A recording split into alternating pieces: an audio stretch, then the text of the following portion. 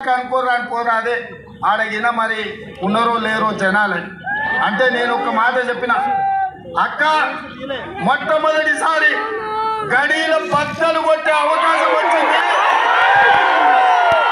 ఏ మల్లన్న సాగర్ తెగితే ఆ మల్లన్న సాగర్ వరదలై సిద్దిపేట పాత bus stand చౌరస్తల పాత ఎట్లా ఉంటుందో అట్లా వేలాది మంది బిడ్డలు తప్పకుండా వస్తారనే నమ్మకం ఉంది అందుకే నేను వచ్చి 85 నిమిషాలు చూసుకొని హెలికాప్టర్లో పోయేది ఉండే నేను హెలికాప్టర్ ఆయన చెప్పిన నువ్వు ఓవా మళ్ళీ నేను నిదానంగా వస్తాను హైదరాబాద్ లో ప్రోగ్రామ్ ఉంది కుత్బుల్లాపూర్ లో యాత్ర ఉంది అయినా వాళ్ళకి చెప్పిన ఓ గంట ఆలస్యం అయితే అయింది లేకపోతే ఓ రోజు తర్వాత కావాలంటే పట్టణంలో చేసుకుందాం నేను ఈ సిద్దిపేట గంట మీద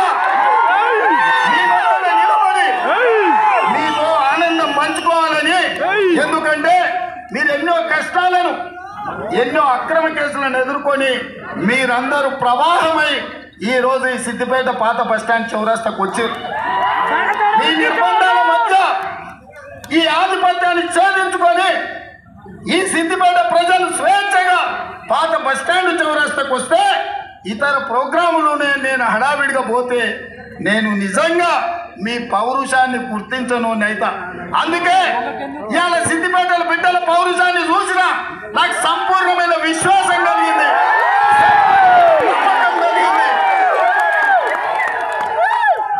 నేను ఈరోజు మాట చెప్తున్నా మీడియా మిత్రులారా రాసుకోండి ఈ మెలకు పార్లమెంటులో నీలం మధు 1,00,000 మెజార్టీలోని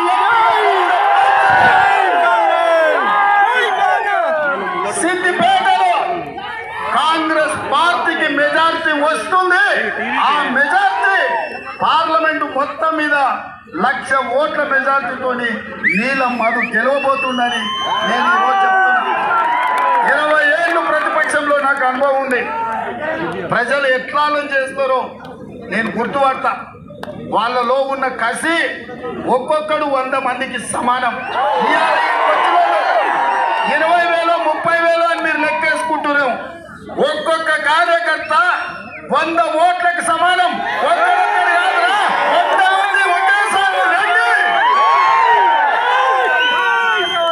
ఒక్కొక్కడు కాదురా ఒకేసారి 100 మంది రాండి మా కార్యకర్తలు ఇవ్వాల ఈ పాత బస్ స్టాండ్ చౌరస్తాలో తెలంగాణ సమాజానికి ఈ రోజు మా వాళ్ళు ఈ బీఆర్ఎస్ నాయకులకు సవాలు విసురుతున్నారు అందుకే మిత్రులారా ఇవాళ ఆయన కథ అట్లుంది ఇంకొక ఆయన కథ ఎట్లుందంటే కథ గిట్లుంది ఎవరైనా మనకు సోనియమ్మ బయ్యారం ఉప్పు కర్మాగారం ఇచ్చింది ఖమ్మంలో మనకు సోనియమ్మ వరంగల్లో కాచిపేట రైల్వే కోచ్ ఫ్యాక్టరీ ఇచ్చింది మనకు సోనియమ్మ ఆదిలాబాదులో గిరిజన యూనివర్సిటీ ఇచ్చింది మనకు సోనియమ్మ రంగారెడ్డి జిల్లాలో ITIR కారిడార్ ఇచ్చింది మనకు సోనియమ్మ మహబూబ్నగర్ లో పాలమూరు రంగారెడ్డి ఎత్తిపోతల జాతీయ ప్రాజెక్ట్ ఇచ్చింది మనకు సోనియమ్మ నల్గొండలో IIT ఇచ్చింది మెదక్కు IIM ఇచ్చింది కానీ వీటన్నిటిని నరేంద్ర మోడీ గారు కాలగర్భంలో కలిపేసి మనకేమిచ్చిండయా అంటే నరేంద్ర మోడీ ఏమిచ్చిండు మన దుబ్బాకల ఆదోర కూడా ఢిల్లీ నుంచి మోడీ నుంచి 100 కోట్లు తెస్తా అంటే ఆదోర కూడా దుబ్బాకల పట్టం కట్టిండు దుబ్బాక రైతులకు దుబ్బాక నిరుద్యోగ యువకులకు ఏమిచ్చిండయా ఢిల్లీ దొర గిదే ఇచ్చిండు దుబ్బాక దొర కూడా గిదే ఇచ్చిండు నేను అడుగుతున్నా వాడు పోతే వీడు వీడు పోతే వాడు తాత పోతే అల్లుడు అల్లుడు పోతే మనవడు మనవడు పోతే వాళ్ళ చుట్టపోడు ఈ చంద్రశేఖర్ రావు ఈ హరీష్ రావు ఈ రఘునందన్ రావు ఈ తారక రామారావు వీళ్ళ కోసమేనా ఈ ప్రాంతం ఉన్నదని నేను అడుగుతున్నా పేర్లు మాత్రమే వేరు రంగు మాత్రమే వేరు వీళ్ళ రుచి వాసన ఒక్కటే వీళ్ళ ఆలోచనలు ఒక్కటే పొద్దున పూట 2 పార్టీలు రాత్రి పూట ఒకటే పార్టీ మనకు చూడడానికనే రెండు పార్టీలు, రాత్రిపూట మాత్రం ఒకటే పార్టీ. హీరోయినా ఏ రాయితే ఉన్నాయా తల బల కొట్టుకోవడానికి? ఈ రావులు అవసరమా? మీరు ఒక్కసారి ఆలోచన చేయండి. అందుకే ఇవాళ మిత్రులారా, ఇవాళ నేను ఒకటే మాట చెప్పదలుచుకున్నా, ఈ వేదిక మీద నుంచి మాట ఇవ్వదలుచుకున్నా. నీలం మధు ముదిరాజు నీళ్ళ గెలిపించండి. మా ముదిరాజు సోదరులకు రాష్ట్రంలో మంత్రి పదవి ఇచ్చే బాధ్యత నాది. బీసీ-డి గ్రూప్ నుంచి మీకోసం కొట్లాడి సుప్రీంకోర్టు నుంచి బీసీ-డి గ్రూప్ నుంచి ముదిరాజులను ఏ గ్రూప్ లో తెచ్చే బాధ్యత నీలం మధు తీసుకుంటాడు. మా యాదవ సోదరులకు మొన్నటికి మొన్న అనిల్ కుమార్ యాదవ్ ను 10,000 కూడా ఖర్చు లేకుండా ఆ పైసలు కూడా పార్టీ కట్టి రాజ్యసభ ఇచ్చి ఢిల్లీకి పంపించినాం. మా మిత్రుడు పొన్నం ప్రభాకర్ గౌడును రాష్ట్ర మంత్రివర్గంలో తీసుకున్నాం. మా సోదరుడు మహేష్ కుమార్ గౌడును ఎమ్మెల్సీగా చేసినాం, వర్కింగ్ ప్రెసిడెంట్. అక్క కొండ సురేఖమ్మ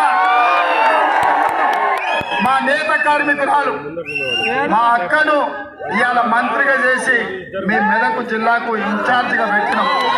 ఈ పార్టీ దామోదర్ రాజు నరసింహ గారు ఒక మాదిగ బిడ్డ, ఆనాడు ఉమ్మడి రాష్ట్రంలో ఉప ముఖ్యమంత్రి, ఈ రోజు రాష్ట్రంలో అత్యంత కీలకమైన వైద్య ఆరోగ్య శాఖ మంత్రి. ఆ పక్కనే సురేష్ శెట్కర్, వాళ్ళు లింగాయతులు, పార్లమెంటు టికెట్ ఇచ్చినాం.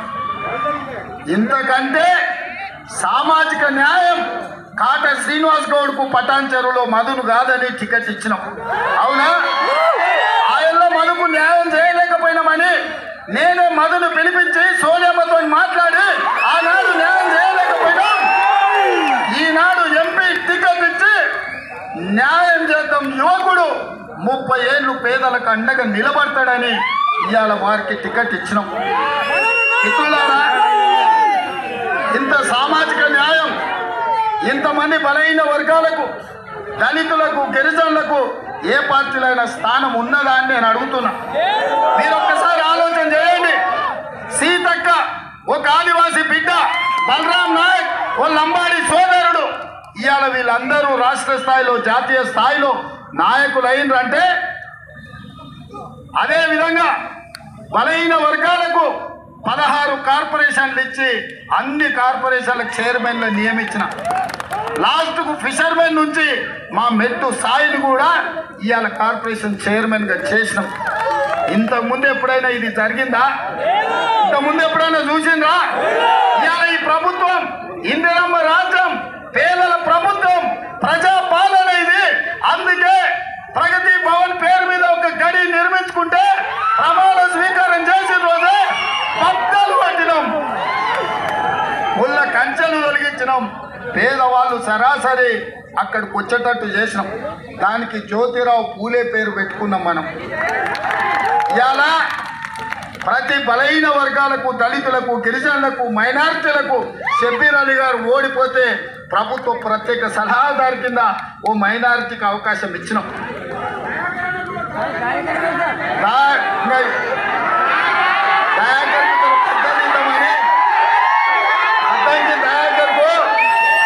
నీ మాట ప్రకారం అద్దంకి దయాకర్దే ముఖ్యమంత్రి కుర్చీ, నా పని అంతా సగం ఆయన చూసుకోవాలి. అద్దంకి దయాకర్ మీరు రేవంత్ అన్న వేరు కాదు, మేమిద్దరం ఒక్కటే. తప్పకుండా ఆయనకు మంచి పదవి ఇచ్చే బాధ్యత నాది. కష్టపడ్డోళ్లకు అవకాశం కల్పించే బాధ్యత నాది. అందుకే ఇవాళ మిత్రులారా, ఇవాళ మోడీ గారు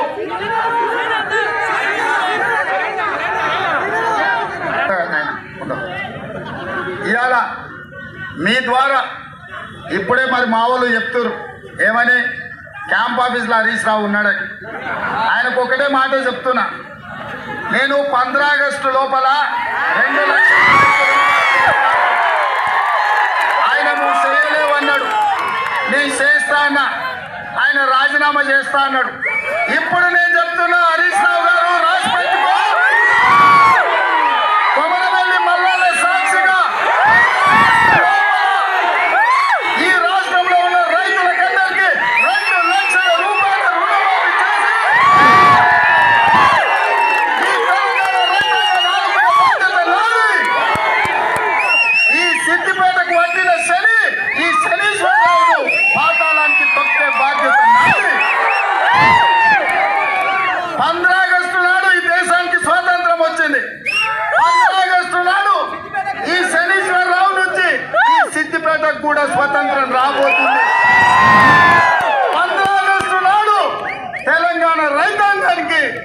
రుణాల నుంచి విముక్తి కలిగి బ్యాంకుల నుంచి స్వతంత్రం రాబోతుంది.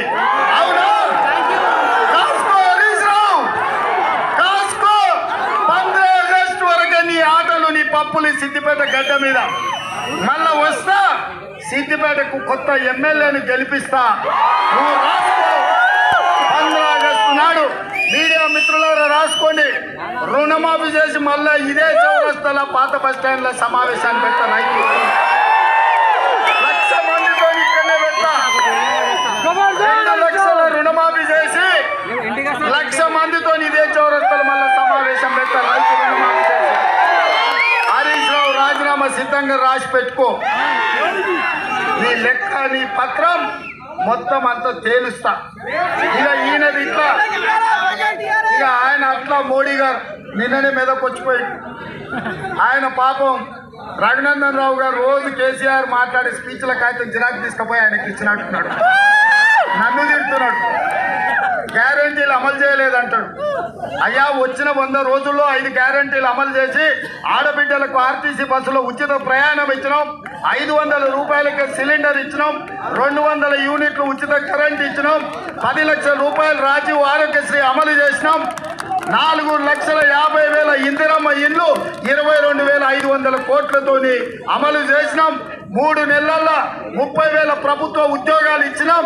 బీసీల జనాభా లెక్క కట్టడానికి నిధులు ఇచ్చినాం. ఈ రాష్ట్రంలో కేసీఆర్ కుటుంబం పుణ్యమా అని గంజాయి, డ్రగ్స్ ఈ రాష్ట్రాన్ని, యువతను నిర్వీర్యం చేస్తుంటే ఉక్కు పాదంతో గంజాయి డ్రగ్స్ ను నేలకేసి కొట్టినాం. ఇన్ని మంచి పనులు చేస్తే పెద్ద మనిషిగా, పెద్దన్నగా నరేంద్ర మోడీ పిల్లగాడు బాగానే చేస్తుండని అంటాడేమో అనుకున్నా. 13 ఏళ్ళు ముఖ్యమంత్రిగా, 10 ఏళ్ళు ప్రధానమంత్రిగా చేసిన నరేంద్ర మోడీ ఈ తెలంగాణకు వచ్చి మనల్ని తిట్టిపోయిండు.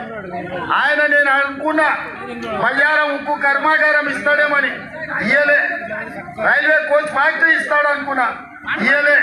ఇవాళ అందుకే ఇవాళ మనం అడిగింది బయ్యారం ఉక్కు కర్మాగారం. నరేంద్ర మోడీ ఇచ్చింది గాడిద గుర్తు. మనం కాచిపేట రైల్వే కోచ్ ఫ్యాక్టరీ అడిగినాం. మీరు చెప్పాలి ఏమిచ్చిండో, ఏమిచ్చిండో చెప్పాలి. మనం అడిగింది బయ్యారం ఉక్కు కర్మాగారం. నరేంద్ర మోడీ ఏమిచ్చిండో. మనం కాచిపేట రైల్వే కోచ్ ఫ్యాక్టరీ అడిగినాం. మోడీ ఏమిచ్చిండో. మనం ఐటీఐఆర్ కారిడార్ అడిగినాం. మోడీ ఏమిచ్చిండో. మనము పాలమూరు రంగారెడ్డి ఎత్తిపోతల జాతీయ ప్రాజెక్ట్ అడిగినాం. మోడీ ఏమిచ్చిండో. అందుకే మిత్రులారా, బీజేపీ ఏమిచ్చిందంటే మీరు గాడిద గుడ్డ అనాలి. మోడీ ఏం తెచ్చిందంటే గాడిద గుడ్డ అనాలి మీరు. సరేనా? రెడీనా? రెడీనా? రెడీనా? రెడీనా?